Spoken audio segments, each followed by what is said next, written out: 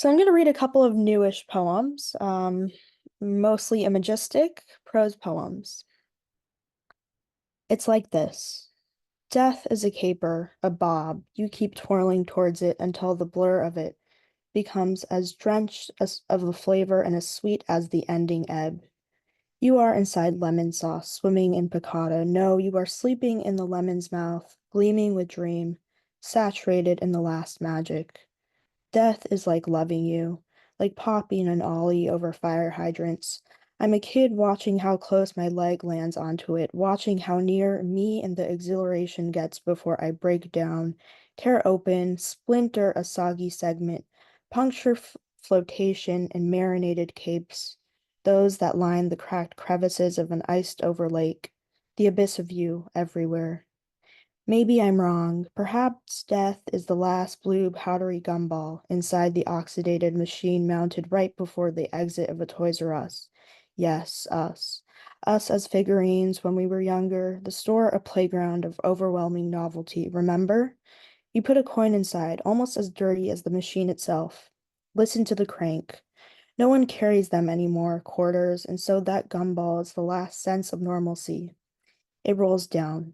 You cup your hand around the circular portal, blow it in your hand, then hold the world me in your mouth. Gobsmack the ball like those jawbreakers you used to buy at Disney. Keep licking at it for a whole week, waiting to get to the last color. Perhaps it is blue, if our heaven is ever blue. All right. This next one's called Raspberry. Raspberry. My hands drink, sip tulips when they mold soil in the garden of blossom dreams. My hands arrange a flower bed of resolve, a hive of dahlias. Ruby drupelets cap tips of fingers like dorm room bulbs being absorbed by sea star rays. These raspberries get tied loose on vine around a horse's body, change from red, purple, gold, and black, catch the witch tricking the red wilds to run back home. A bouquet of hair, only rain drips from the tips, the strands. The red winding curls are a witch's brew in the wind. Scent of a raspberry flower bed drooping full, and wild, raging, wild. All right. This next one is another prose poem titled Dear Angst Ghost. Dear Angst Ghost, what's your favorite type of trauma? Did you know I sometimes speak to spirits in my head? Do you like surprises? I don't because anxiety is you, Angst Ghost, that jump scared me to my metaphorical death, panic attack. Do you know what I mean by loving the living daylights out of you? Have you ever tried to want someone but they push you away, or you shove them away too, and it becomes a dance of who gets to avoid hurt first? Did human or hurt come first? God likes to leave questions up in the air so that we can spend our whole lives looking for them. Have you ever spent your time searching for the back of your earring and found a $2 bill crumpled up in the corner of your closet instead? Have you ever been hypomanic enough that you forget what living means? Here's a charm for every time you do. What does the concept of money look like? Have you ever confronted capitalism and told it to fuck off? What's the opposite of dandy? Composed. How long do you think you can keep up this act before your mental illness comes back to haunt you again and leave you with nothing but your exhausted soul, your sewn-in skin? This last one is a collaboration between me and Mia Leonin. The imperative. Tell me why the fern maps their leaves so patternly. Kiss me while you murmur mnemonics, memories in my ear. Wait, I found a plum on icebox, fermenting without its stem on. Oye, light a match right underneath your own hand. Don't burn yourself if you can help it. Listen, potatoes are the bread and butter of my habits, fried mind, oiled up alertness, a half-baked plan. You damn right, the oyster always echoes your thoughts, then crack them open right in front of you. I will go towards the end of the page's line because I heard a noxious noise and it wouldn't stop. Thank you. All right. Well, I'm thrilled to be here in such great company and happy to be part of this special program and the special issue of the journal. So I'll just get started. Um, a couple of years ago, I guess 4 or 5 years ago, I was going through a pretty bad dry spell. I hadn't written anything in a long time. So I was really out of practice. It's kind of like a muscle. If you don't use it, you lose it.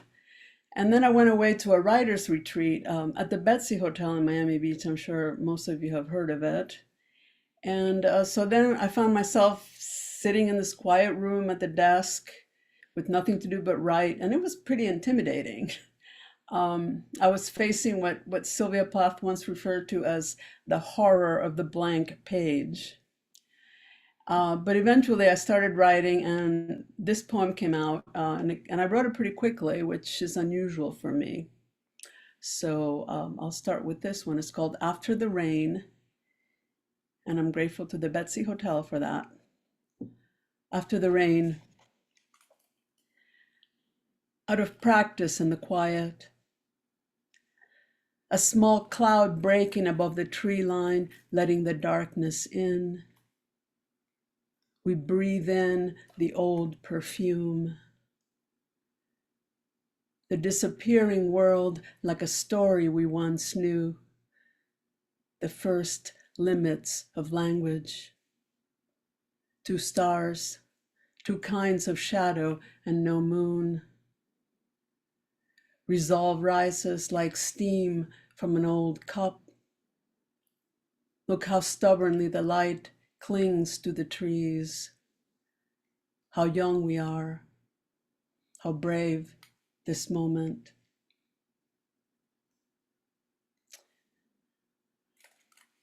Okay, so I live in Tampa, and as you know, we were discussing earlier, the Tampa Bay and the surrounding area was recently nailed by 2 big-ass hurricanes in quick succession, 2 weeks apart. And the first one, Helene, brought a tremendous surge and a kind of massive flooding. I had several, 2 relatives and several friends who lost everything in the flood.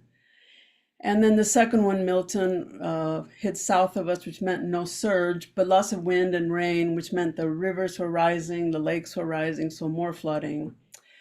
So anyway, all that thinking and obsessing about water kind of made me turn to my first book, which, you know, is pretty old. It dates back to 1997, and it's called The Secret History of Water. So I started looking through it, and I came across a couple of poems that I haven't read in a long time, and suddenly they spoke to me again. So I thought I'd start with, or I'd do a couple of those. This one is called River Music, and the central metaphor is the beautiful Hillsborough River that flows through the center of Tampa. River Music. Let the water rise in you. Let it fill all the spaces in your head. Let it slip through your windows and doors. Let it drench everything you know, the room and all its ruined voices, the burned out couches and chairs, the television always on. Let it drag itself through you, taking the river with it, its work song, its small humming, a prayer like an old shoe the current ferries to the vanishing point.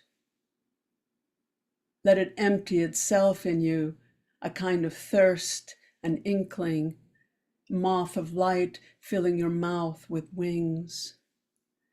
Let the gravity of stones sink through it, for all the sleepless nights, pink slips, betrayals, the empty boat of your desires drifting in a place so deep, the land slips away from its moorings. Take a little break here. And then this next one is actually the title poem from the collection. There are actually 3 title poems in the book, which is The Secret History of Water. This is the second one, but it was actually the first one I wrote, but I put it in the book second. As you will see, it's a similar theme, but it's a love poem at the core. Actually, all 3 title poems are.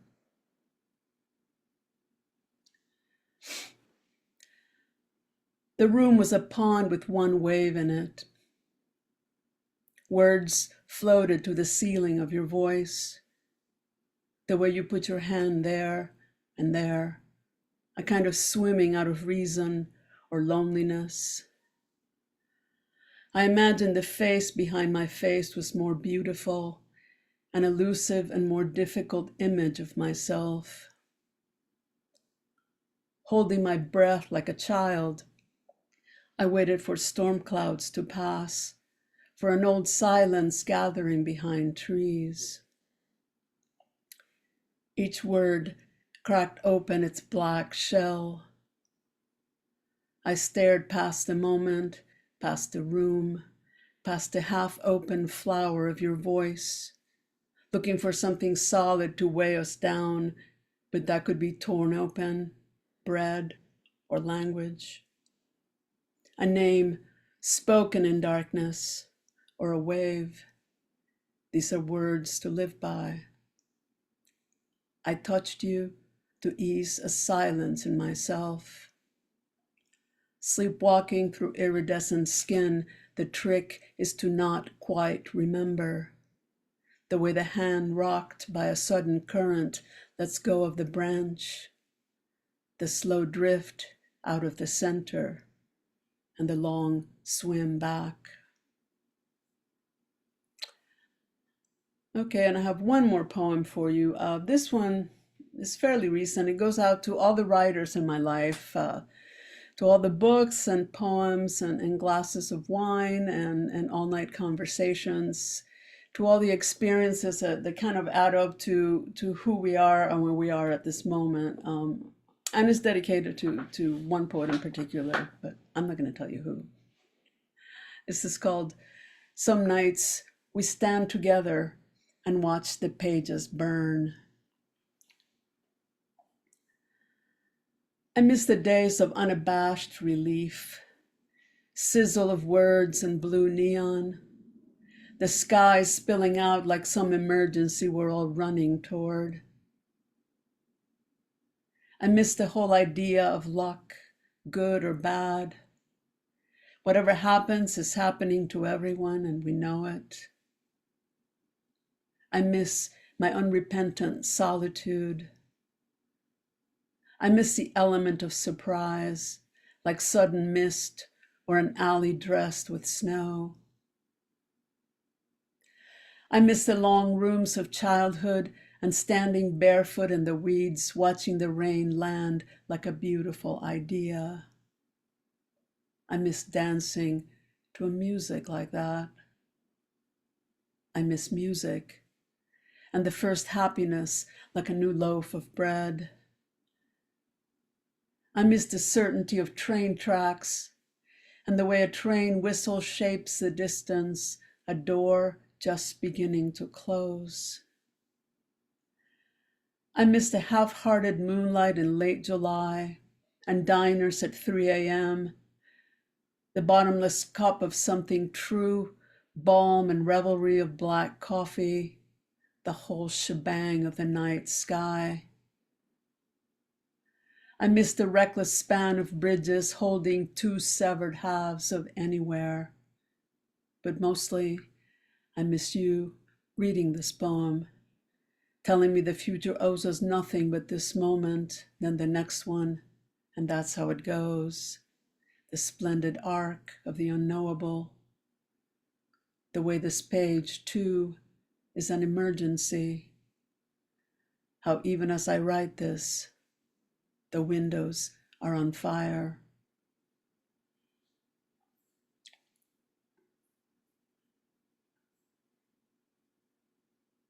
So I'm going to read 5 poems that should be around 9 minutes. And my first 2 are from, Michael was asking me, my last book published was a collaborate book called How to Get into Trouble with Holly Iglesias, who's going to be reading here, Nicole Hospital Medina, who said she was coming. I don't know if she's here yet. And then Maureen Seaton. And so I'm going to read 2 from that. And I thought I'd start with the poem that opens the book, because I thought that tonight would be a good time to just take a break, right? To listen to each other, to be together, and, give each other a little bit of a poet's hugs as we're here. So this poem is called Take a Break. Take a break from the noise and whip of the whirlwind, from memorizing notes on index cards for the debate between seventh grade girls and seventh grade boys, knowing your team will win, but that Eugene will hate you for it. From trying to figure out if taking cigarettes from your mother's purse and smoking them with Pam and Kathy behind the rectory and then puking in the church vestibule is a mortal or a venial sin. From a fleet of owls throwing the hoot between them. From confession, from penance, from praying for the conversion of Russia, from hoping the infant of Prague statue will come to life and wink at you. From the constant rain, from people moving to Florida, from the news of killings here and there and everywhere. From cutting the grass really slow because you dilly-dallied all morning and now it's noon and so hot, and hoping that dad will come outside, steaming mad and say, oh, for Christ's sake, I'll do it myself. From places with terrible Wi-Fi. From being a woman and doing women's things, not possible. From pulling apart, onion, the conversation you had with your daughter's teacher while you load the dishwasher, from trying your best to collect all the stars from your garden. Seeds work just fine, you know.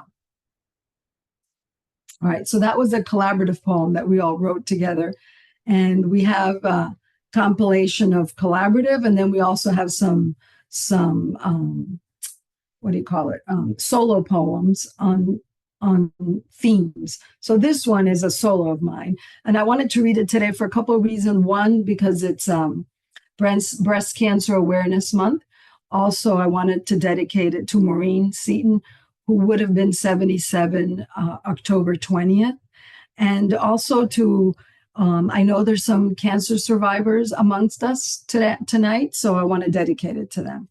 So, primer for diagramming breast cancer. Before breakfast, she confirms her biopsy is positive. 22 years have passed since my own diagnosis, but the angst rises from the gut like a geyser. I want to assuage her fears, but I realize hers are scrambled and raw. We review the functions.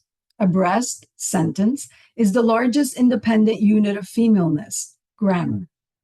Its meaning is dependent on its structure, dense or not. It helps to break down its components, ducts, lobules, and connective tissue. Woman feels, breast flies, breast feeds baby, breast makes milk, them happy, breast is aching. My aching spreads like the growing wildfires at Yosemite's Mariposa Grove for her and the threatened 2,000-year-old sequoias towering 20 stories, irreplaceable. She wants it to stop quickly, to have it removed and be done, so she can return to her previous life. I do not share that there is no going back. The diagnosis, like the blazes, will tattoo a firebrand. Okay, thank you, Michael. All right, and then the next two poems are actually the two that were published in the journal, in the South Florida Poetry Journal, one in the journal itself, and the second one in the anthology where I'm sure many of you appeared, the Chameleon Chimera anthology. Okay, so let me have a little water. This one's called Mourning for Schoolgirls in Cerulean Headscarves. I cannot write about the pelicans on shore flying in V formation, nor the buried sunflowers and sea oats on the protected sand dunes. Not today. They disguise fighter jets, landmines, and trenches. A car bomb and two other blasts detonate near the school gates, the first so powerful and so close, some children cannot be found. I cannot write about daughters and granddaughters safely sheltered, ringed by myths, fables, and princess coloring books, like the one strewn on the dusty street next to torn notebooks and bloodied sneakers. The afternoon shift of high school girls is the target. 85 dead. Another 147 maimed or wounded by shrapnel tearing their bodies. I cannot write about college girls in my classes who outnumber the boys, nor about the emails from former students in graduate school. Not today. Today I can only sob for this loss so distant of youth, of hope, of God. On the arid hilltop near Kabul, hundreds gathered to mourn their daughters. By the dirt graves, they defiantly scribe large white letters. Education. And then this next one, a little bit more aspirational, let's say, is called Magnified Miracles. And it starts with an epigraph by Walt Whitman. I know of nothing else but miracles. Magnified miracles. I do not understand their making, but there they are. When I walk beneath a dome of royal poinciana blooms to peek at the sky. Bike ride through a dense mangrove forest that bursts into bay. Wade the shallows at low tide as sea foam cushions my bare feet. Follow a squirrel scurrying from post to post across a high wire.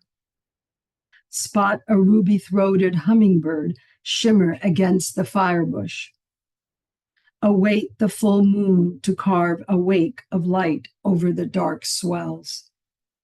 Feel the weightlessness of a child asleep on my shoulder.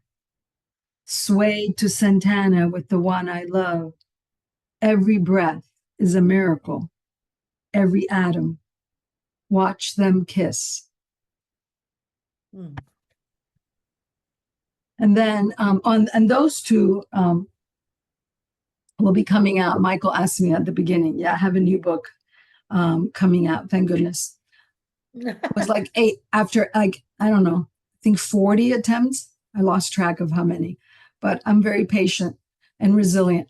And so I'm very grateful. Redacted Books from ELJ Editions will be coming out with the book. It's called All Roads Lead to Here. So it's a wonderful thing. But anyway, and this last poem I'm going to finish with is brand new, I mean, like within a month.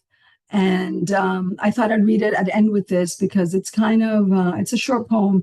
And it brings us back to the purpose for tonight, to gather poetas, to celebrate our Hispanic heritage. So I thought I would end with this one that has a little bit of that theme going on. Journey's gratitude. Every move takes us further away from patria, yet nearer to source. Crossover from Havana to La Florida. On our block, no one speaks the native tongue. Rock and roll rings from Friday grills or garage bands. But the sea waves and the hummingbirds make song without accents or vocabulary. And sand on my skin feels familiar and grounding, like for the loggerhead returning to hatch her eggs to leave it all behind again. Loss is the same for most of us who cross from other places to make amends or renew away our memory. Thank you. And I come from a family that has some of those names that you had at the beginning of your first poem. I was born Krummenacher, so I'm not Latinx by birth. I'm Latinx by marriage.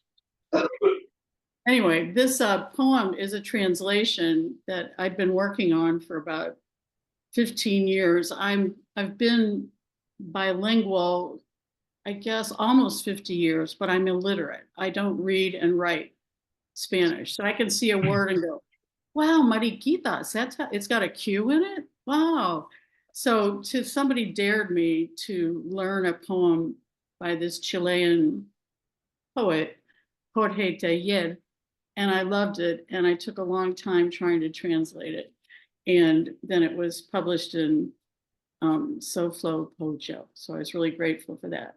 I had done some translations of Cuban poet Caridad Atencio, but this was a single poem, new for me. So I'm going to read that, and then I'm going to read one of mine. So Jorge Teller, and the name of the poem is Para hablar con los muertos. Para hablar con los muertos, hay que elegir palabras que ellos reconozcan tan fácilmente como sus manos reconocían el pelaje de sus perros en la oscuridad. Palabras claras y tranquilas como el agua del torrente domesticada en la copa, o las sillas ordenadas por la madre después que se han ido los invitados. Palabras que la noche acoja como los pantanos a los fuegos fatuos. Para hablar con los muertos hay que saber esperar. Ellos son miedosos, como los primeros pasos de un niño. Pero si tenemos paciencia, un día nos responderán. Con una hoja de álamo atrapada por un espejo rojo, con una llama de súbito reanimada en la chimenea, con un regreso oscuro de pájaros frente a la mirada de una muchacha que aguarda inmóvil en un umbral. Oh, the recording saying, confirm your speaking language. Spanish.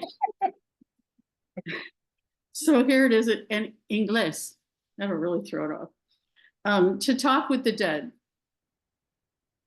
To talk with the dead, you must choose words they'd recognize as easily as their hands recognize their dog's coat in the dark. Words calm and clear as the torrent tamed in the cup, or the chairs the mother puts back after the guests have gone.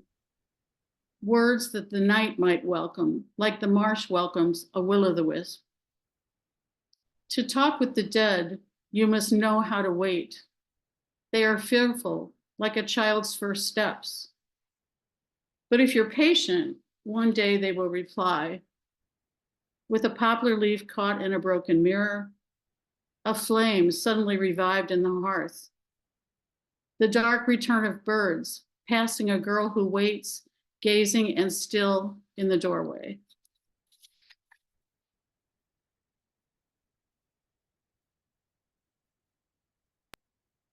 And this one is a fairly new poem.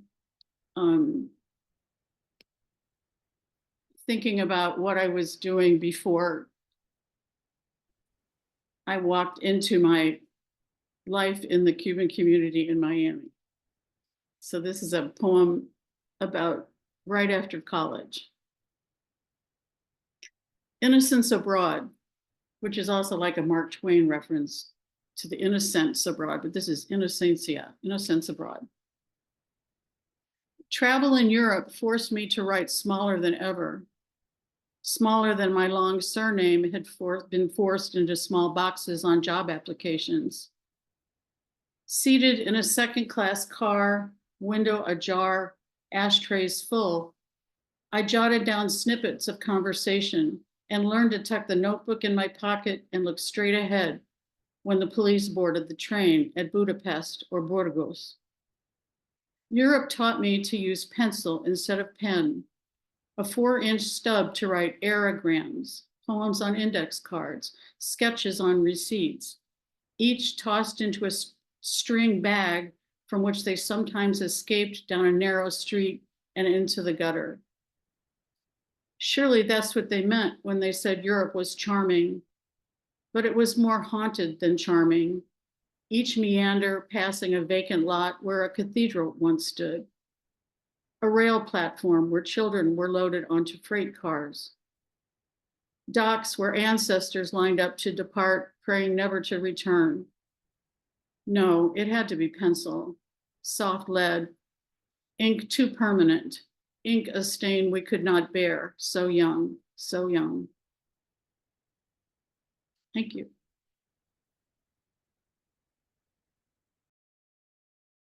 So I'm going to read 3 poems, and I think they are all related to Florida in a way or another.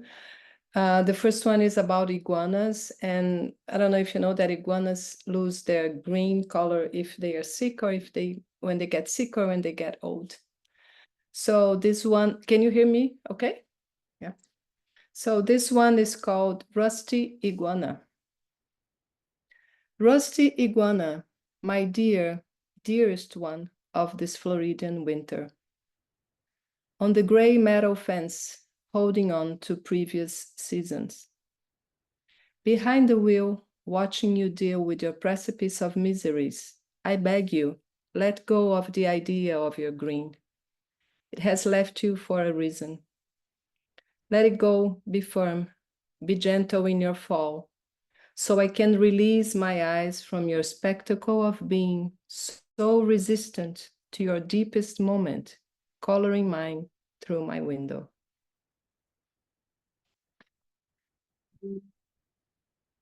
The second one was inspired by someone, a friend told me about the pavement in San Juan, the adoquines, which is the stones that were brought in the Spanish ships as ballast. And they are kind of blue. So it's called adoquines. I foresee complications if he comes to visit old San Juan wearing shoes that are not right.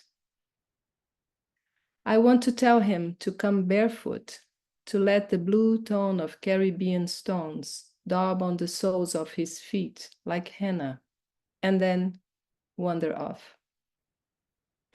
I want the sound of quattro silence when he hears how it sounds in my language, the name I will use to call him. There are quiet accents waiting for centuries on these curbs for us. I don't know how to explain the level of blue I sprinkle around in my method when I walk. It will be easier if he follows. The danger of skin is palpable. The sun is different in each of the places we inhabit. But with nakedness at the bottom, perhaps that will be all right. Perhaps he doesn't need any warning.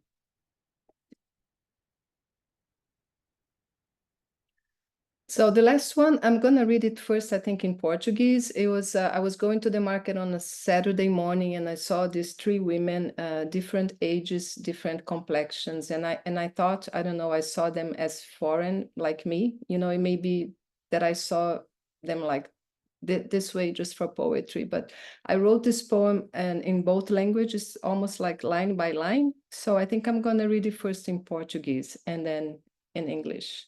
So if you don't understand Spanish or Portuguese, because it's similar to Spanish a little bit, you can just follow the sounds. Okay, so it's in English, it's called Going to the Market, and in Portuguese. A caminho do mercado, no sul da Flórida. Três mulheres de sombrinha. Tão longe daqui, as mulheres que elas foram. Luz recuperada do passo, órbitas de calor que pouco simpatizam com o espaço. Na esquina, o ritmo se recorta. Verde, púrpura, amarelo, triângulos, bolas, meia mandala. A pele em tons que se mexem, tecido de temas variados. Uma manhã do comum essa nossa. Fome, costelas, uma bússola. Alça que se quebra. So in English it goes, it's called Going to the Market in South Florida. Three women in umbrellas. So far away are the women they were. Renewed light of walking, orbits that don't know if they sympathize with the environment. At the corner, their pace gets shortened. Green, purple, and yellow. Triangles, dots, half mandala. Skin shades that change. The fabric, irregular shapes. A morning of commonalities we share. Hunger, runners, a compass, handle that breaks. Thank you. Obrigada. So I'm gonna read 4 poems. 3 are at different times published by the generosity and grace of Michael and Judy. And the other one is a relatively recent poem that I think fits with the rest, okay? By the way, I was born in Buenos Aires, Argentina, and adopted by New York many, many moons ago. So this is a poem that will appear in SoFloPoJo called Hunting Berries in Dark Woods, and is inspired in some extent by Seamus Heaney, Blackberry Picking, a poem of his. He's kind of an honorary Latino for me. Hunting berries in dark woods. We look for happiness the way we forage for berries, squinting our eyes in the dusk light and when the sun was late rising. We turn every leaf like we would each page of an ancient sacred book, afraid to witness its wisdom become dust between our trembling fingers. We wish to hoard good news like plumberries, but those were the times of military juntas, the police tracking the scent of youth, praying for friends who disappear under the bramble. We knew they were times to expect less, to stay alert in dark woods, when the sun was less courageous, when the berries were few, tart, still hiding.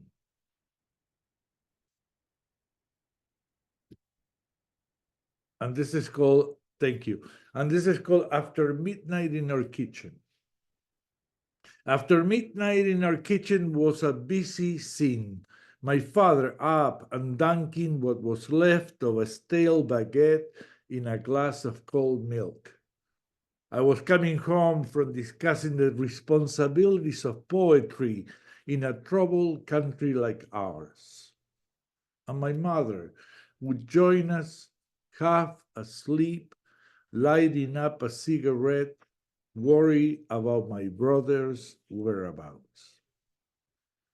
While other families slept, mine talked loudly about our wishes, coins we cast down a deep well, hoping we heard a distant splash.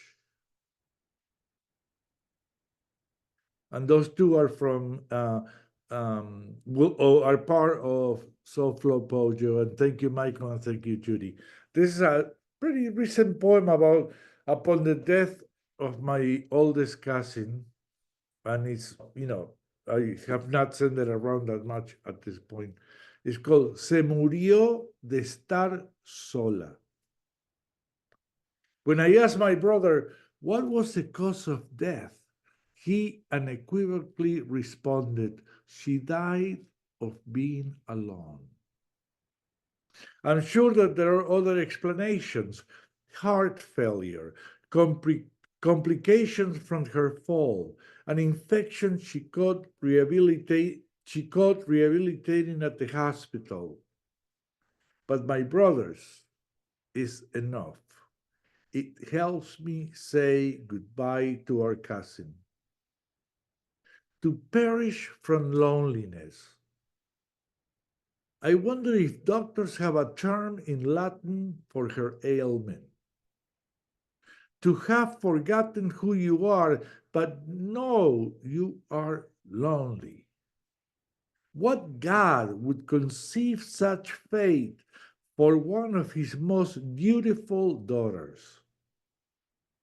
My wife asked me how old she was, but all I can do is show her the only photograph I have of both of us. In it, she's a young woman and I'm a baby in her arms. I don't have any other photos, but stories about her singing and playing out of tune, strumming her rickety guitar at family reunions. The truth is, she was not exquisite, or her repertoire that vast, but her faith was unforgettable. You would think that God would notice. And this is, just to finish in a different note, a poem that was also published by the South Florida Poetry Journal, thank you, dedicated to my oldest granddaughter, a vision of my granddaughter. What if the light at the end of the tunnel is my granddaughter, in a dress made of sweet shadows, holding the candle she lit up at my funeral? Now, a woman who understands my prophecies, so silly when she was a little girl entering first grade, a tunnel of her own. If anyone could compel me to emulate Jesus, rising from his tomb in war-torn Jerusalem, it could be her. Her beauty, an ember since the beginning, when she learned to walk the impossible tightrope between her lovely unicorns and her newly minted parents.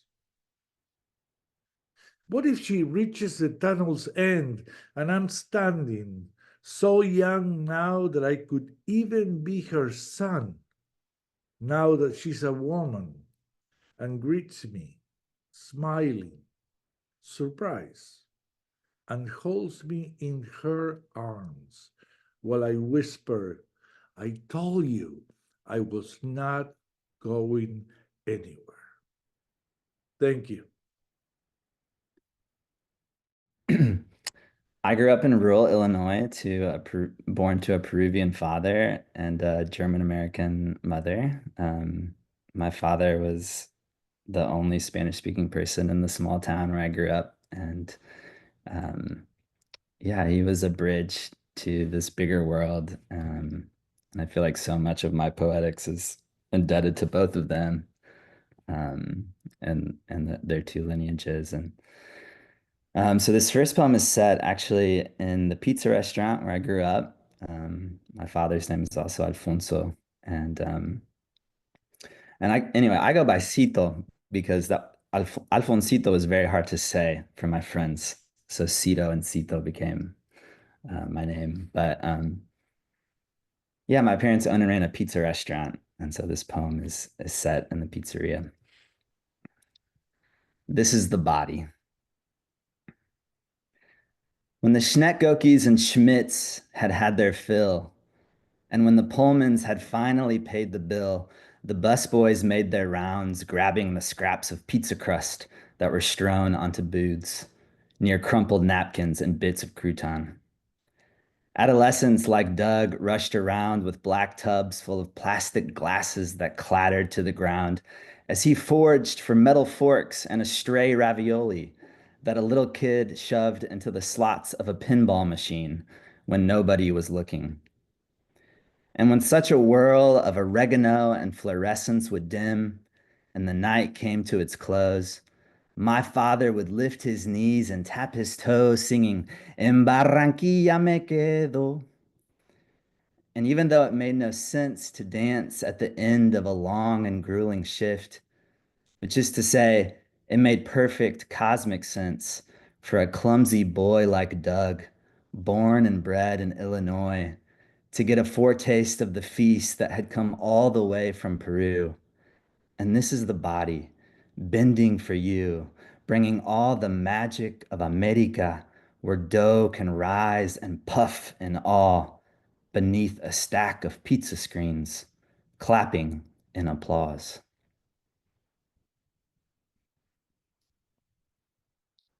Thank you.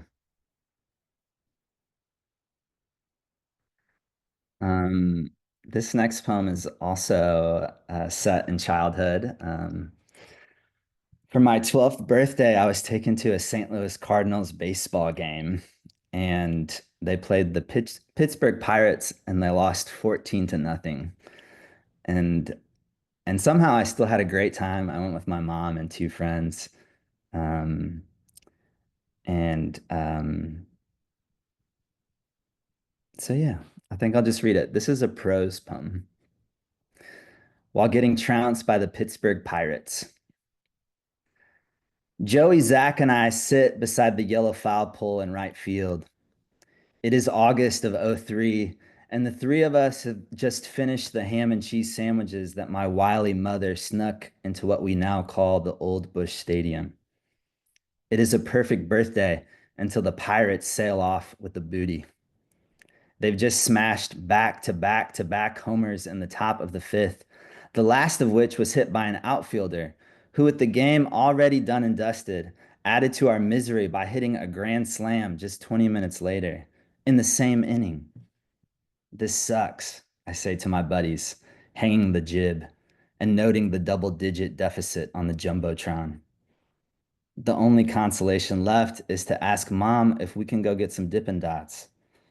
On the way back to our seats, the Cardinal shortstop, Edgar Renteria, steps up to the plate. But having only ever heard Midwesterners pronounce his name, I am shocked to hear his walk-up song, Barranquillero Arrebatao, which is now blaring through the concourses and rushing down the nosebleeds, and I'm gripping the yellow pole for dear life. I'm listening to what is clearly number 7 from one of my father's CDs, a kind of warning track that I'm about to fall head over heels and in an ocean of 25,000 fans. Only my mother grips her mitt and catches the glint in my eye. And briefly, while getting trounced by the Pittsburgh Pirates, I am the happiest kid near the diamond. I am looting the moment. I am treasuring the sermon in the music on the mound. Thank you. Um, yeah, so it's kind of funny to it's really amazing to be here because my first poem that was ever published was published here in SoFloPoJo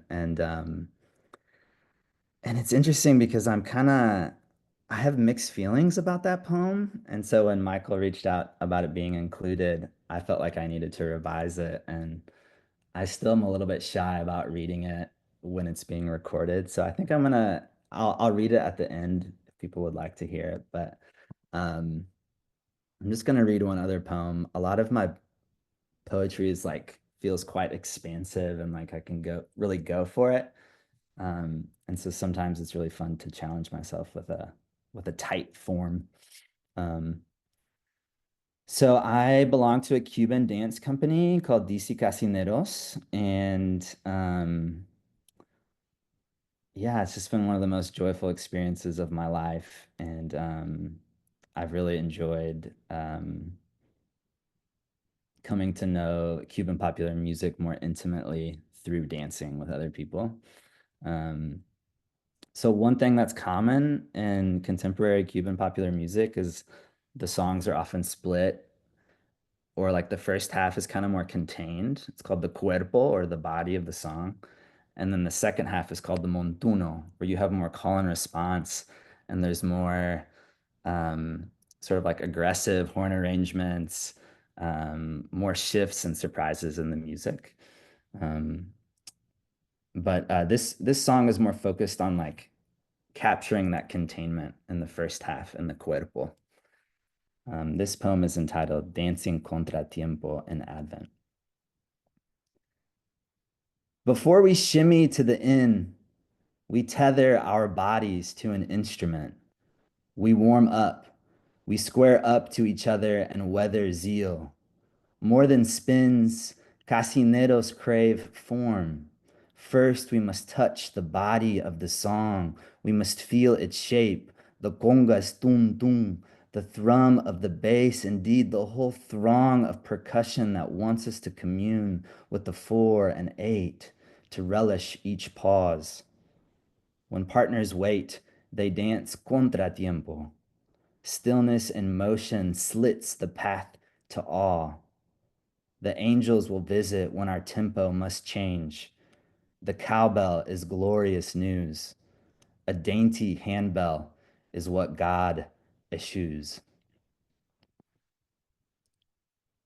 Thank you all.